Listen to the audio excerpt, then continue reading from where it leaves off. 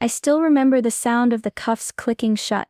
It echoed louder than it should have, like the whole street fell silent just for that moment. He was just sitting there on the cold sidewalk, back against the brick wall, a worn-out coat wrapped around his thin frame. A small paper cup sat by his side, but it wasn't even for begging. He wasn't asking for anything. Officer Ray stood over him. Eyes hard, voice sharp, hand already on his belt. I don't know what was said before I got there, but it didn't seem like much was said at all. The homeless man, Ben, I later learned, barely moved. He just looked up, quiet, confused, like he didn't understand why this was happening. People passed by like it was normal. Some glanced over, but most didn't even blink. A few walked faster, as if being near it might stain their day. And me. I froze. I stood there watching as a man who never bothered anyone was dragged away like he was dangerous. No one asked what he did.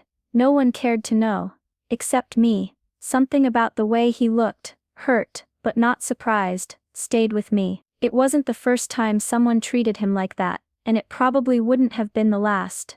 But that day was different. That day, Officer Ray made a mistake. A mistake that would cost him more than just a bad report, because what he didn't know was who Ben really was, and why arresting him would change everything. This isn't just a story about a homeless man, or a cop, it's about justice, regret, and how the truth always finds its way out, even if it takes time. Officer Ray Morrison was the kind of man who wore his uniform like it gave him a crown. He walked with his chest out, chin up, eyes always scanning the world like it was something he had to fix or control, and most people let him. After all, he was a cop, a senior one too.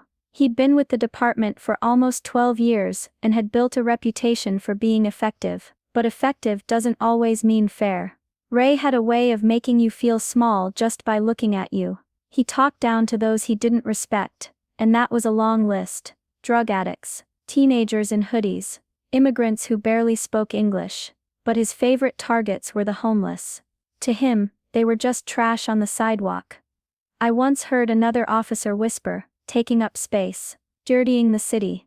He wasn't always loud about it. Sometimes he'd just walk by and kick over someone's belongings. Other times he'd threaten to call the sanitation team to sweep up someone's camp if they didn't move fast enough. He said it was about keeping the streets clean, but really it was about power. He'd issue citations no one could afford to pay, tear up sleeping bags like they were garbage, and smirk as he did it. People complained, but nothing ever stuck.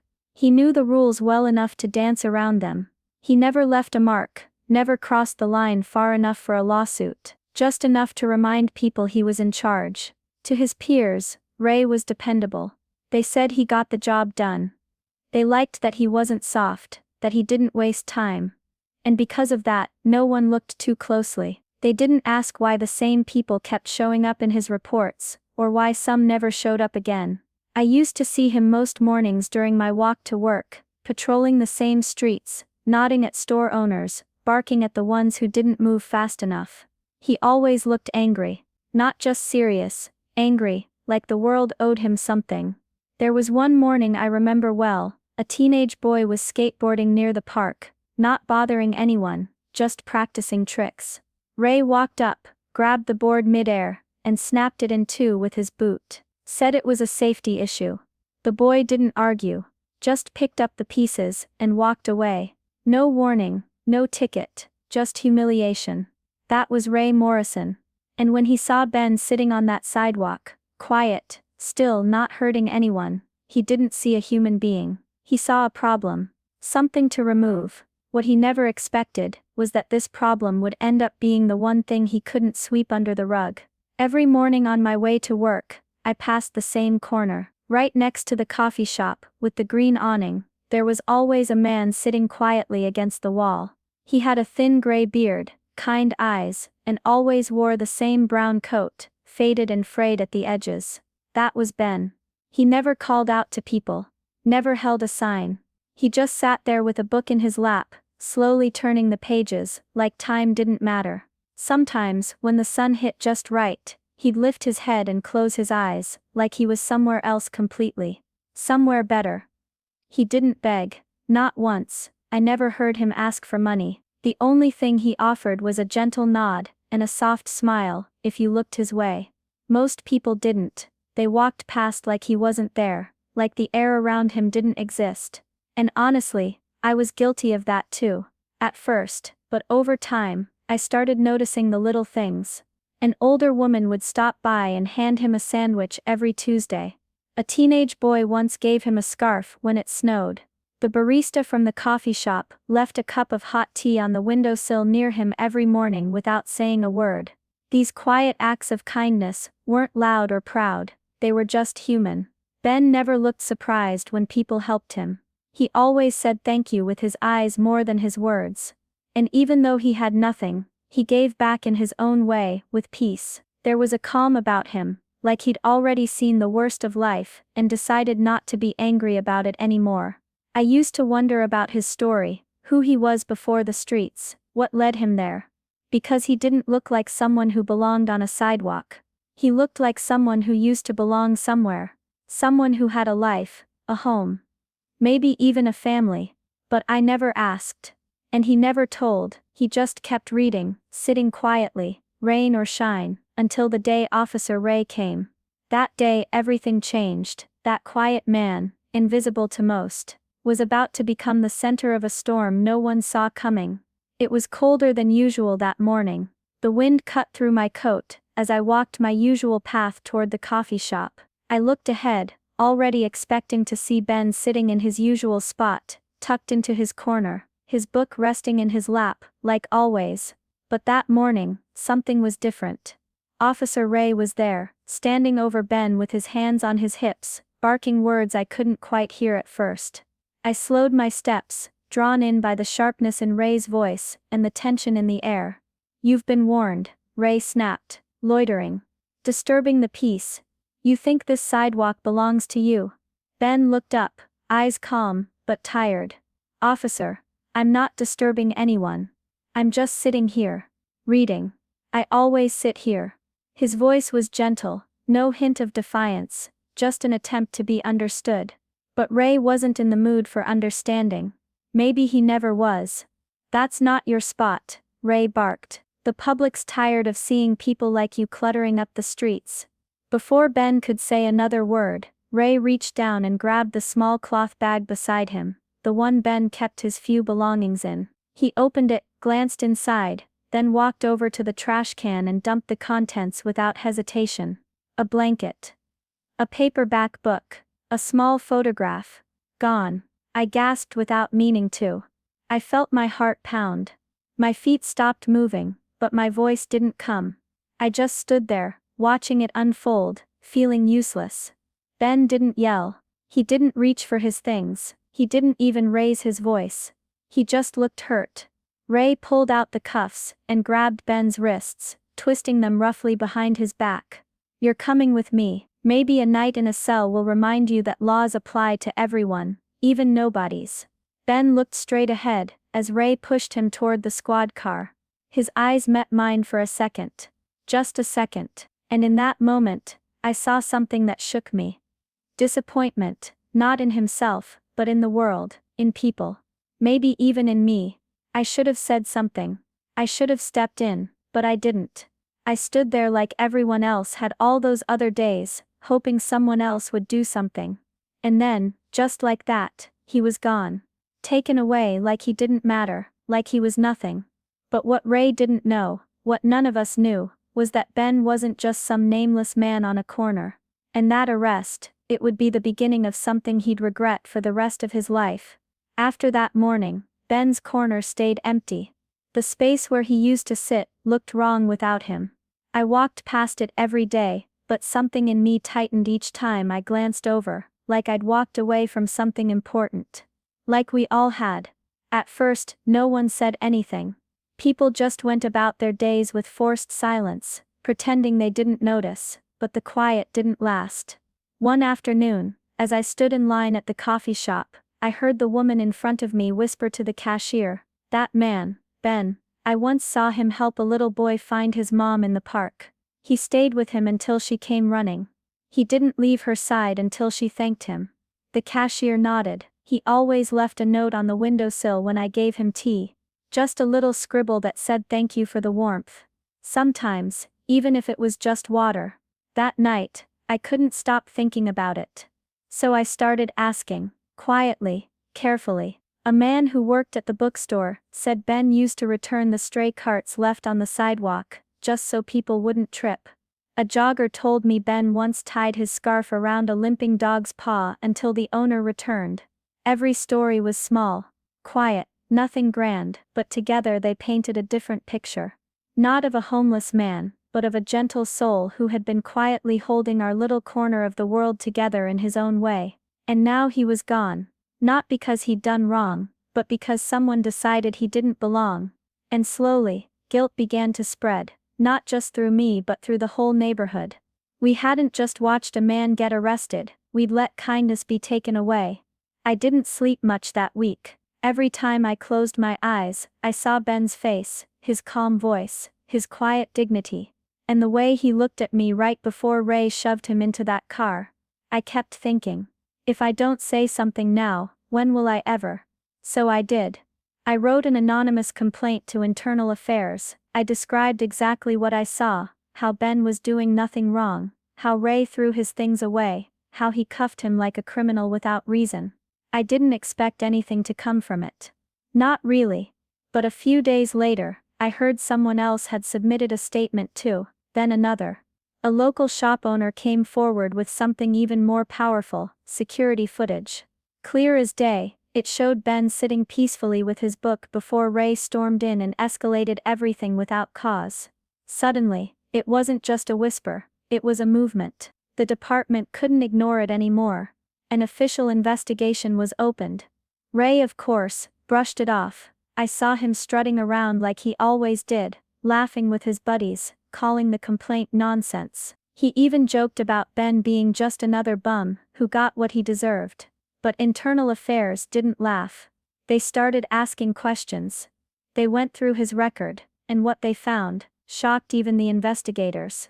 There were other complaints. Old ones. Some buried. Some brushed aside.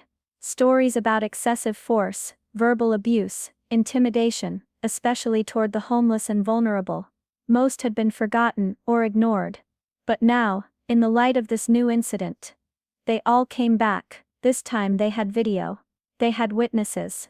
They had patterns. And the man who thought he was untouchable, well, his badge didn't shine as brightly anymore.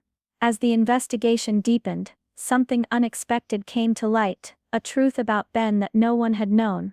Ben wasn't just a homeless man with a gentle smile and a quiet presence. He was once a firefighter. Not just any firefighter, but a decorated one. Someone who had saved lives, and risked his own every single day. The story that came out was heartbreaking. Years ago Ben had a family wife, 2 kids, the kind of life most people dream about. But fate had other plans. A devastating house fire tore through their home. Ben rushed inside without hesitation, fighting the flames to save them. But during the rescue, he was badly injured. A fall that left him with lasting pain and scars no one could see. And despite everything he did, he couldn't save his family. They were gone. In an instant, the life Ben had built shattered into pieces he couldn't put back together. He couldn't go home. He couldn't live in that house filled with memories and silence. So he gave away everything he owned, took only what he could carry, and vanished. But even in his darkest days, something never left him, his heart. Ben didn't disappear into bitterness or anger. Instead he chose to live quietly on the streets, offering small kindnesses where he could, a helping hand here, a warm smile there. He became a guardian of the forgotten, silently watching over the neighborhood he once called home. When the news of his past came out, it hit me like a punch to the chest. How had I never known? How had none of us? And I wasn't alone. People who once ignored him now spoke with reverence. They shared stories of his small acts of kindness. The scarf he tied for a stray dog, the way he helped a lost child, the thank you notes left behind, like little whispers of hope. Ben had lost everything that mattered, but never his kindness, his spirit, or his dignity. It was a painful reminder. A reminder that sometimes the people we overlook carry stories deeper and more tragic than we could ever imagine. That quiet man on the corner was a hero in his own right, and the world had almost forgotten him. The day Internal Affairs revoked Ray's badge, the whole neighborhood seemed to breathe a little easier. It wasn't just about Ben anymore. It was about years of abuse hidden behind the uniform, years of silence, fear, and unchecked power. Ray was fired. Officially, it was for misconduct. But beneath that, it was the crushing weight of everything he'd done and tried to hide. He was shocked, completely stunned. He never thought he'd face consequences. He had believed his badge made him untouchable, above the law. But it didn't. The stories that came out during the investigation, about his harsh words, his cruel treatment of the homeless, the threats, the careless arrests, were impossible to ignore. People started speaking up. They demanded accountability, transparency, and change. The officers who once admired Ray now avoided him. His friends turned away. The respect he once commanded crumbled like dust. For the first time in a long time, Ray was powerless. Watching all of this unfold, I felt a strange mix of emotions. Justice had been served, but it didn't erase the pain. It didn't fix the damage done to Ben, or to anyone else Ray had hurt. Still, it meant something. It meant that no one was above the law, that kindness and humanity mattered more than a badge or a uniform. And maybe, just maybe, it was a step toward healing. For Ben, for the community, and for all of us who had looked the other way for too long. The community's quiet sorrow turned into something powerful: action. Word spread about Ben's story and the injustice he'd faced. People who once passed him by now wanted to help. Neighbors organized fundraisers. A local shelter offered him a room of his own. It wasn't charity, but a chance, a fresh start. Ben accepted with humble gratitude, never demanding anything, never asking for pity. But what surprised me the most was what happened next. Even with a place to call home again, Ben didn't stop giving. He volunteered at the shelter, offering a listening ear to anyone who needed it. He started working with struggling teens, sharing his wisdom and calm strength. He became a quiet mentor, a reminder that even after loss, life could have meaning. One afternoon, I finally found the courage to speak with him. "Ben," I said softly, "thank you for everything you've done, even when no one saw." He smiled, that same gentle smile I'd known from the corner.